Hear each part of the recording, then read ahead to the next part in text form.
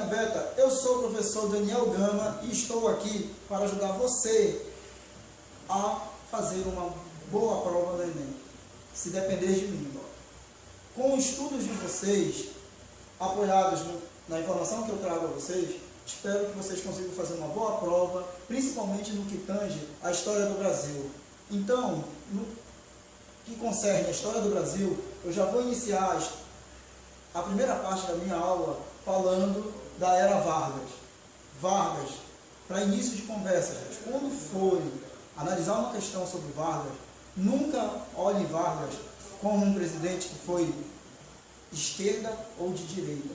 Vargas, na verdade, foi um presidente que usou de manobras para se manter no poder, ora com tendências de direita, ora com tendências de esquerda. Então, no decorrer da nossa explicação, vocês irão perceber todas essas questões que envolvem Vargas, né? E dentro disso, gente, eu já começo fazendo a primeira informação a vocês. Vargas, segundo os historiadores, foi o presidente que mais permaneceu no poder durante longo tempo. Ou seja, durante 15 anos, Vargas se manteve no poder e dentro desses 15 anos ele teve 3 formas de governo que nós iremos começar a demonstrar a partir de agora. Galerinha, sempre que você for pensar a Era Vargas, você deve lembrar sempre que a Era Vargas e a Revolução de 1930 marca um período de transição na história do Brasil. Como que eu posso pensar em período de transição? Lembramos que eu já falei agora há pouco que, justamente como a imagem retrata aqui, ela diz o seguinte, que a Era Vargas marca o final da República Velha, que vem desde 1889, e dá-se o início da nova República com a Revolução de 1930.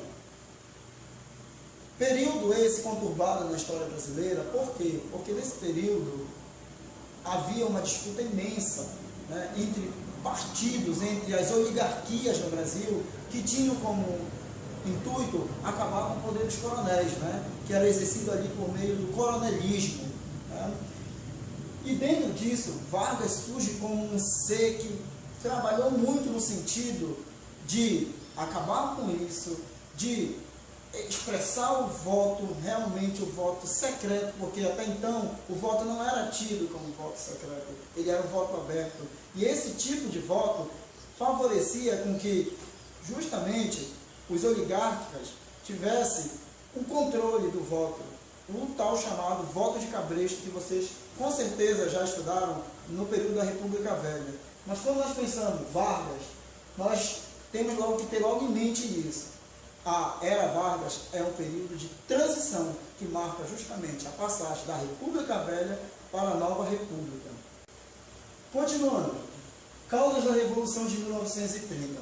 Como eu dizia atrás, o período era conturbado no Brasil. Então, na hora que vocês fizerem a prova do Enem e perguntarem que causas contribuíram para a Revolução de 1930, antes de você fazer essa resposta, antes de você respondê-la, você já deve ter em mente primeiro o conceito de revolução. Tá? Primeiro, não há um consenso, né, entre os historiadores se foi uma revolução que houve ou não.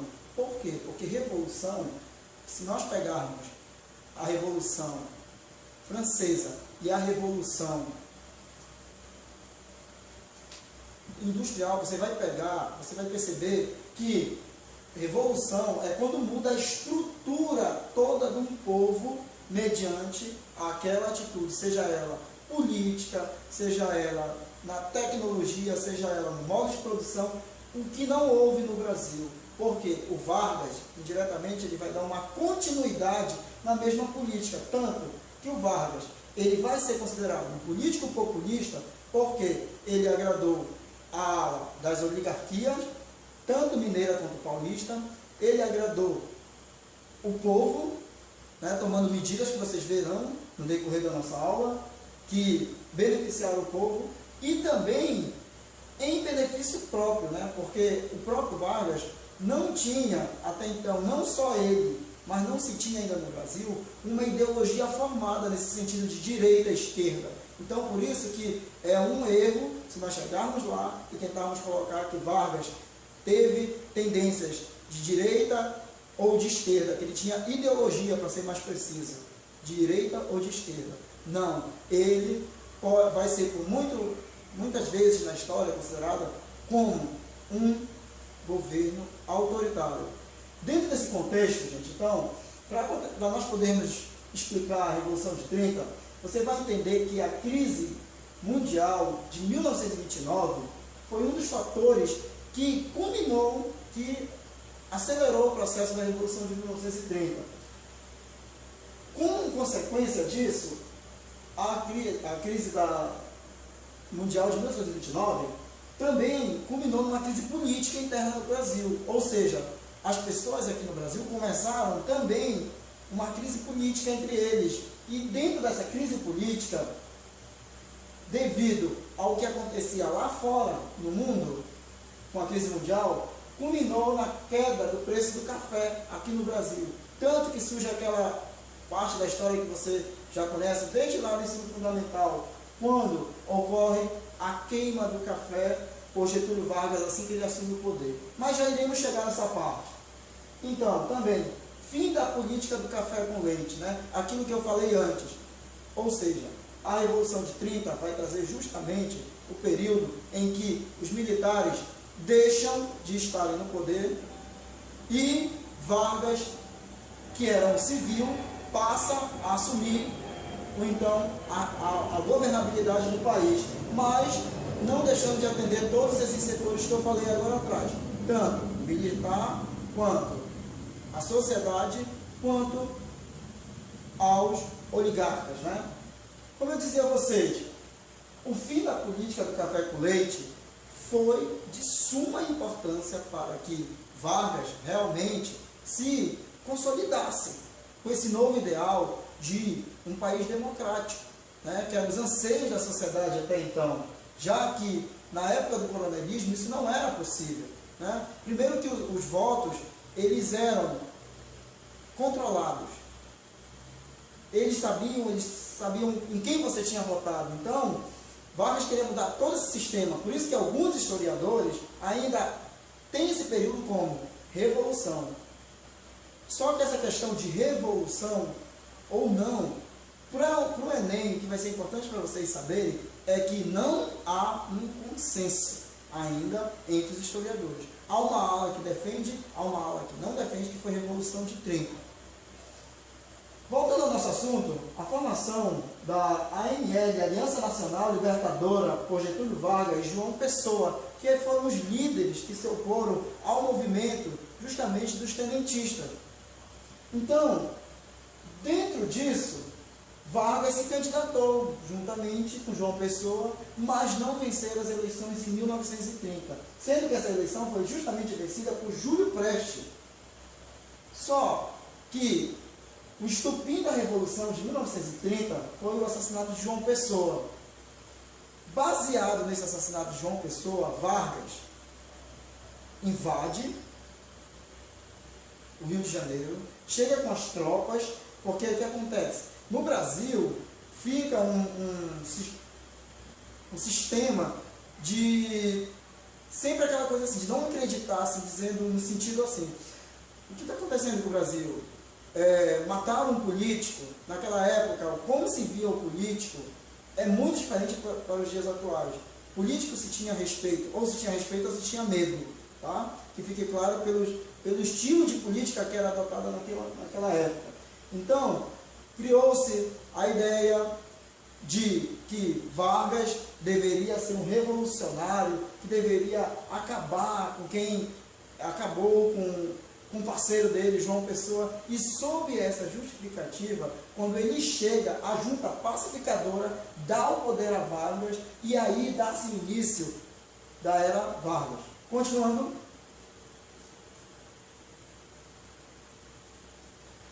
Bom, quando você pensa em era Vargas, você tem que dividir essa era em 3 períodos, que são eles. O primeiro período, que vai de 1930 a 1934, chamado de governo provisório. Que mais adiante nós iremos falar as características deste governo provisório e de todos os demais que nós iremos falar. O segundo período é de 1934 a 1937, conhecido como governo constitucional. E o terceiro período vai de 1937 a 1945, o chamado Estado Novo. Continuando. Então, Betas, vamos lá. Vamos falar então das características desses três períodos. Governo provisório caracteriza-se como período de medidas centralizadoras. Ou seja, gente, a primeira medida que Vargas fez foi centralizar o poder nele. O que significa dizer centralizar? É ele ser o detentor de todo o poder. Pensando nisso, o que foi que Vargas fez logo? O governo provisório deveria durar até que fosse convocado na Assembleia Constituinte. Só que essa Assembleia não aconteceu no período que deveria ter ocorrido. Então, ela deveria ter ocorrido em 1932. Então, como ela não ocorreu, Vargas tratou logo, como uma das suas medidas de controle, de se manter logo no poder, dissolveu todos os órgãos do poder legislativo, como Congresso Nacional, Assembleia Legislativa e câmaras municipais. O que isso quis dizer? Quis dizer que todo o poder se centralizou na pessoa de Getúlio Vargas. Então, mas as esferas deixaram de existir? Não, não deixaram de existir, apenas elas passaram a ser controladas por Vargas. Né? Ou seja, e para que ocorresse isso, o que foi que ele fez também? Retirou do cargo os presidentes de Estado e nomeou militares como interventores, como eu falei a vocês. Para agradar os militares, Vargas nomeou militares, como foi o caso aqui, por exemplo, no estado do Pará. Nós tivemos a governança logo do Magalhães Barata. Para vocês que são do estado do Pará, já estudaram um pouco isso em estudos amazônicos, vão relembrar um pouquinho disso. Logo também ele tratou de suspender a Constituição de 1891, que permanecia em vigor. Então, sob essa ideia de construir uma nova Constituição, disse, não, vamos suspender essa Constituição até que seja feita a nova Constituição, eu comando o país. Então, daí você consegue perceber que Vargas até então não tem aqui tendência nenhuma, ou de esquerda ou de direita, apenas ele é um governo que começa a ser com tendências populistas. Retirou do cargo, como eu já dizia antes, presidentes de estados e nomeou militares e os chamou de interventores. Coibiu a revolta constitucionalista de 9 de janeiro de 1932. Essa revolta ocorreu justamente porque o estado de São Paulo precisava de um interventor e esse interventor não foi logo mandado para os paulistas. Então o que aconteceu? Os paulistas auto se declararam constituintes e levantaram um motim com o intuito de pressionar Vargas. Então o que aconteceu? Nesse processo, Vargas agiu rápido e coibiu logo essa revolta que se iniciou em 9 de janeiro de 1932. Também, dentro das medidas ainda do governo provisório, definiu que as eleições de 1934 seriam indiretas e somente as próximas seriam diretas. O que quer dizer indiretas? Quer dizer que essa política, essa eleição deveria ser feita ainda pelo parlamento, parlamento que iria escolher quem seria o presidente da nação e não o povo. E que a partir de 34, aí sim as eleições seriam de formas diretas. Mas percebam aí que a ideia de Vargas fazer esse tipo de eleição indireta é justamente porque a popularidade dele também estava crescendo no meio político. Ele tinha o agraciamento ali da maioria dos políticos da época. Continuando, ainda dentro das características do governo provisório, nós vamos falar um pouco das contribuições do Vargas para o povo, que foi uma outra ala que foi também atendida por Vargas. Tanto que foi a criação dos Ministérios do Trabalho, Educação, Indústria e Comércio. Porque nesse período, o Vargas, até então, se você for voltar um pouquinho na história da época da República Velha, você vai perceber que em 1917 até 1920, houveram muitas revoltas de cunho popular, aonde a classe de operariado no Brasil reclamava, já lutava por direitos. Então Vargas aproveita disso, desse pedido do povo, e cria logo o Ministério do Trabalho, o da Educação e o da Indústria e Comércio. Porque uma das metas de Vargas era justamente desenvolver a indústria nacional. Também Vargas criou a vigoração do Código Eleitoral, que autorizou o voto feminino e a criação da Justiça Eleitoral em 1932. Coisas também que eram, gente, de manifestação popular. A mulher já ansiava por esse direito de ter o direito ao voto, e ela não poderia ter. Então Vargas chega também dentro desse período, e é ele quem inicia o ensino gratuito do 1º ao 5º ano, ou seja, a educação básica, né? Do ensino, do que nós chamaríamos hoje de ensino fundamental 1, foi implantado logo por Vargas, e ele diz na Constituição, no decreto que ele cria, ele já coloca, sendo que o ensino básico seria prioridade para a formação de cidadãos que, segundo ele, nacionalistas, ou seja, que essa formação daria base para que esses cidadãos pudessem ser o futuro da nação que ele sonhava, né? Um povo nacionalista.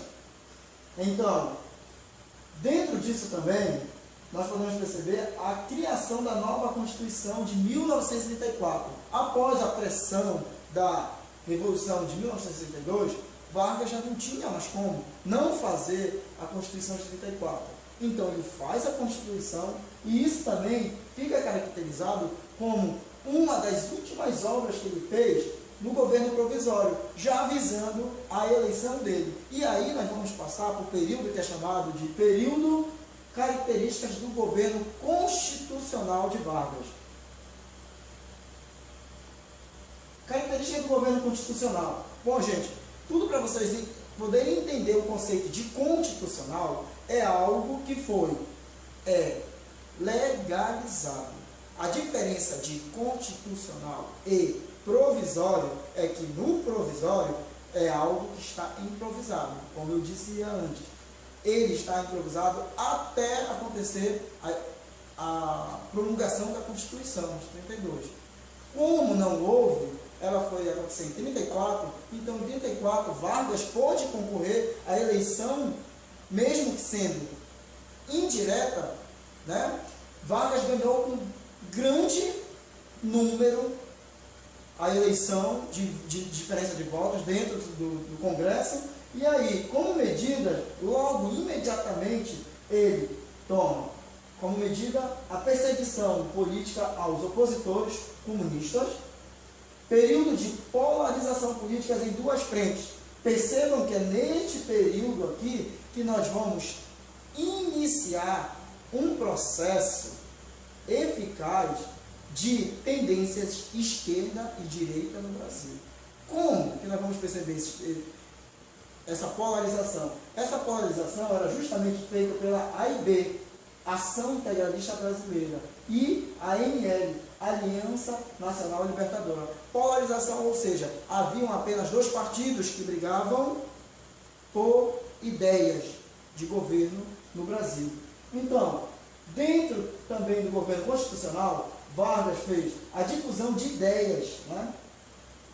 Também é característica dele, a difusão de ideias fascistas por meio da AIB, que defendia um Estado forte com o poder centralizado, liderada por Plínio Salgado. Ou seja, essa ideia de difusão de ideias fascistas já é um termo que os historiadores atribuem.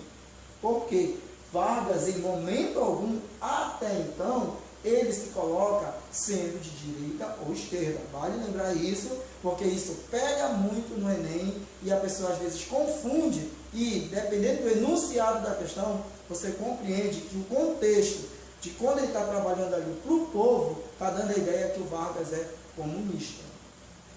E, num outro momento, ele está sendo fascista. Né? Mas isso aqui é uma interpretação dos historiadores nesse sentido. Também houve a difusão das ideias de tendências comunistas, né? Como eu já dizia lá mais adiante, por meio da ANL, que defendia a suspensão da dívida externa, proteção ao grande e médio proprietário de terra e a reforma agrária. Percebam daí que começam-se também as discussões sobre reforma agrária no Brasil, né, no período da Era Vargas, mas com essa ideia de tendências de esquerda, que era dentro da polarização, né, que essas ideias foram difundidas justamente pela ANL. Gravam bem isso. Tá? Também, dentro das características do governo constitucional, nós podemos perceber a contenção do movimento revolucionário, denominado de intentona comunista. O que foi essa revolução? Foi porque o Vargas viu que, de repente, no Brasil estava crescendo as ideias comunistas e socialistas estavam se difundindo de tal modo que Vargas viu isso como uma ameaça para ele. Então, o que Vargas fez? Ele logo considera a ANL como um partido antidemocrático. E como ele considera antidemocrático, ele consegue clandestinizar esse partido com o apoio do Congresso. Continuando. Característica do Estado Novo. Bom, quando nós falamos de Estado Novo, não tem como não falar das perseguições, ainda entrar no período que nós estávamos atrás, falando das características do período constitucional. Ou seja, quando ele torna clandestino a ANL, o que é que ele faz? Esse Estado Novo vai caracterizar claramente Vargas como um homem de manobra. Como? Manobra para permanecer no poder, por meio do plano Cohen, divulgado em 1927, que afirmava que o Brasil vivia sob a ameaça da tomada do poder por meio de um golpe comunista. Ou seja, a briga estava muito grande ainda a nível internacional sobre aquelas influências lá que nós falamos, né, na história geral, entre Rússia, entre Estados Unidos, vem sofrer a consequência aqui no Brasil. E o Vargas, como todo político da época, né, que não tinha tendência nem de esquerda nem de direita, mas alguém que usou estratégias próprias para se manter no poder, usou esse argumento, a ameaça comunista de domínio para permanecer no poder. Essa ameaça se deu no ano de 1937. Decretação de estado de guerra pelo prazo de 90 dias com o apoio do Congresso. Ou seja, fala-se que foi apresentado, né, existem documentos desse suposto golpe, aonde era colocado que haveria invasão comunista e essa invasão comunista deveria ser combatida, segundo Vargas. Então, o que é que ele consegue? De imediato, ele consegue o apoio do Congresso. E, mais uma vez, se tem a perseguição aos opositores comunistas. Também podemos destacar o cerco e fechamento do Congresso e anúncio do Estado Novo. Ou seja, Vargas começou a perceber que alguns congressistas começaram a perceber a estratégia de ação dele para ele se manter no poder.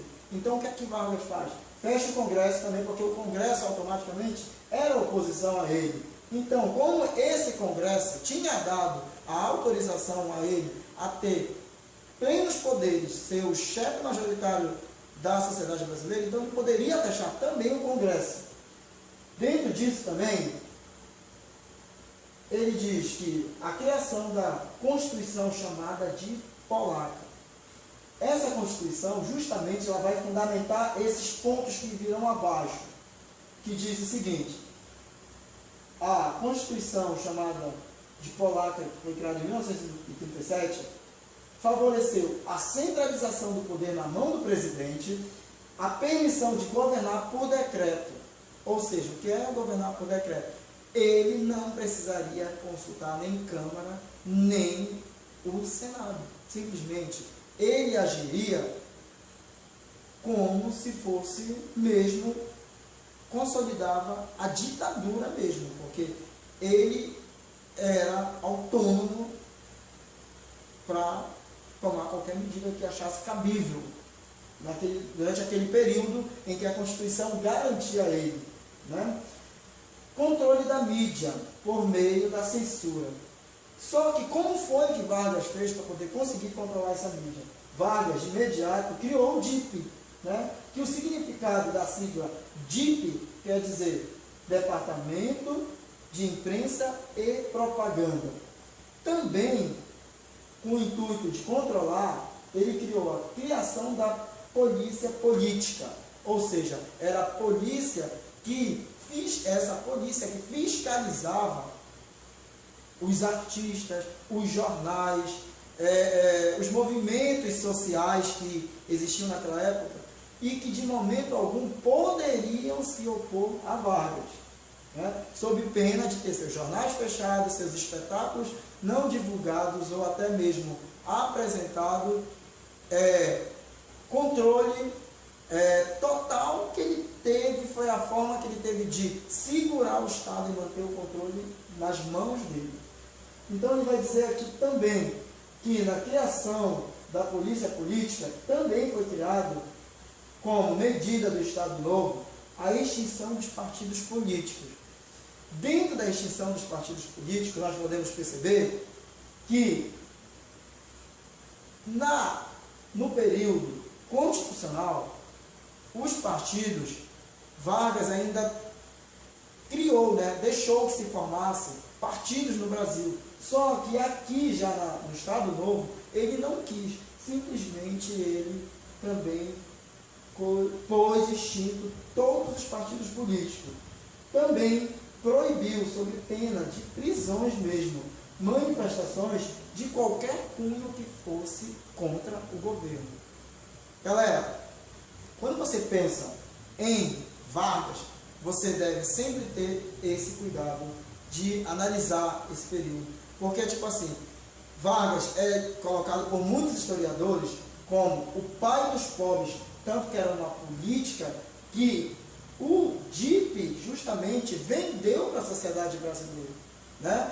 A partir de todas as medidas que o Vargas estava fazendo ali para o povo, como criação do Ministério do Trabalho, delimitação das horas de trabalho, direito da mulher. Então eram anseios da sociedade que naquele período não fez com que a sociedade percebesse a ditadura que estava instalada por trás do governo. Então isso fez do Vargas um governo populista, querido por muitos, né?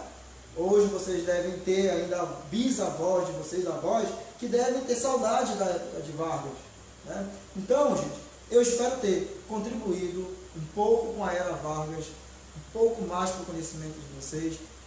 Pesquisem, boa sorte, peguem essas dicas que foram colocadas junto com o assunto e boa prova e arrebenta, Betas. Estou confiando em vocês.